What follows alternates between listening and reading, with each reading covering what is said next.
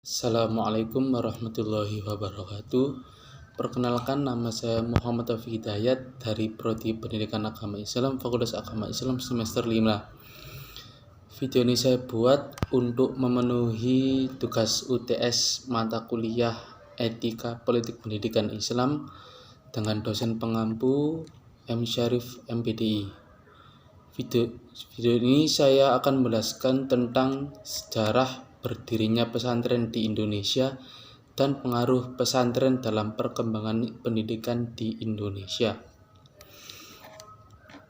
Baik, pertama-tama salah satu cara penyebaran dan pengajaran agama Islam di Indonesia dilakukan oleh lembaga pendidikan yang dikenal dengan sebutan pondok pesantren.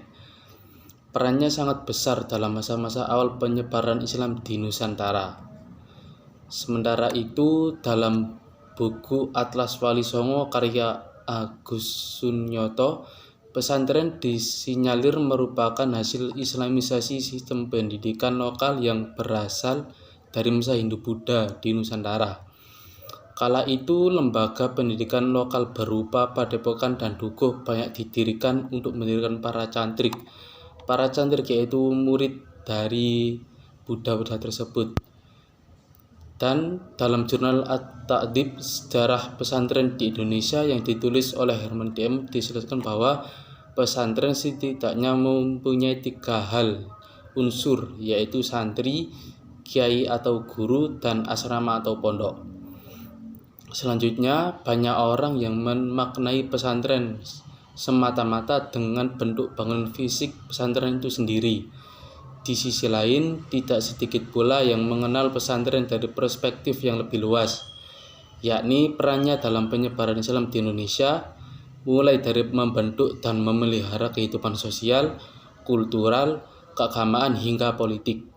Lebih lanjut, kata pesantren yang berakar dari kata santri dengan imbuhan pe di awal dan an di akhir dapat diartikan sebagai tempat tinggal para santri.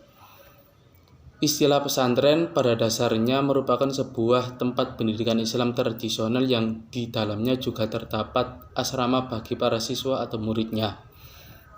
Dengan kata lain, para siswa tinggal bersama dan belajar ilmu agama di bawah bimbingan guru yang dikenal dengan sebutan kiai. Kedua, yakni berdiri di sekitar tempat kiai menetap. Biasanya berdirinya pondok pesantren bermula dari seorang kiai atau ulama agama Islam yang menetap di suatu tempat. Kemudian datanglah para santri yang hendak belajar berbagai ilmu agama kepadanya. Tidak jarang santri yang ingin belajar dari daerah yang jauh. Untuk itu kemudian dibangun pula tempat bermukim para santri di sekitar kediaman kiai tadi. Semakin banyak santri yang ingin menuntut ilmu, akan semakin banyak pula pondok yang akan dibangun. Di masa lalu, biaya kehidupan dan pendidikan di pesantren disediakan bersama-sama oleh para santri dengan dukungan masyarakat yang tinggal di sekitarnya. Cara tersebut dimaksudkan agar kehidupan di pesantren tidak terpengaruh dengan gejolak yang ada di luar. Cikal bakal hina pesantren yakni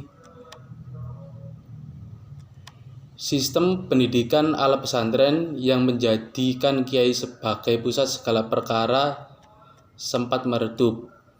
Kala dahulu perusahaan dagang Belanda atau VOC datang menjajah. Masyarakat Islam yang taat seakan diasingkan.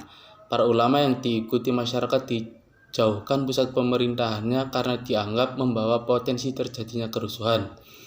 Karena itu, pesantren sebagai pusat pendidikan Islam akhirnya cenderung menyingkir dari pusat-pusat pemerintahan. Kiai dan masyarakat berusaha membangun sendiri pusat-pusat pendidikan Islam di pedalaman dengan memanfaatkan apa yang mereka punya. Di bawah kepemimpinan kiai, masyarakat mewakafkan tanah, harta benda, dan lainnya, hingga tenaga untuk membangun sebuah pesantren. Intinya masyarakat berkontribusi dengan memberi apapun sesuai kemampuan mereka. Kabarnya hal semacam ini masih sering terjadi di pesantren-pesantren sampai saat ini. Hingga pada awal abad ke-19 Masehi, Kiai Hasan Basri mengambil peran besar.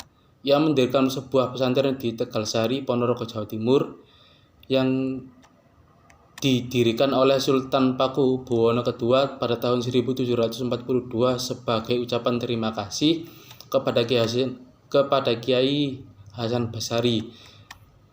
Kemudian pada akhir abad itu muncul ulama besar yang lain yang memerankan posisi serupa, yaitu Kiai Khalil dari Bangkalan, Madura. Sosok ini mendorong lahirnya ulama besar lain yang juga mendirikan pondok pesantren, yaitu Kiai Hasyim Asy'ari.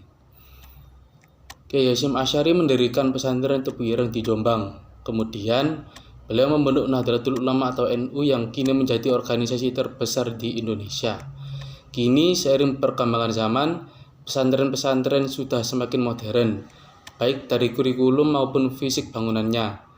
Meski begitu, kesederhanaan dan keikhlasan yang digambarkan oleh kehidupan kiai dan para santrinya masih menjadi nilai utama yang patut diteladani dari ajaran kehidupan di pesantren. Sekian dari pembahasan saya. Bila ada salah kata mohon dimaafkan. Assalamualaikum warahmatullahi wabarakatuh.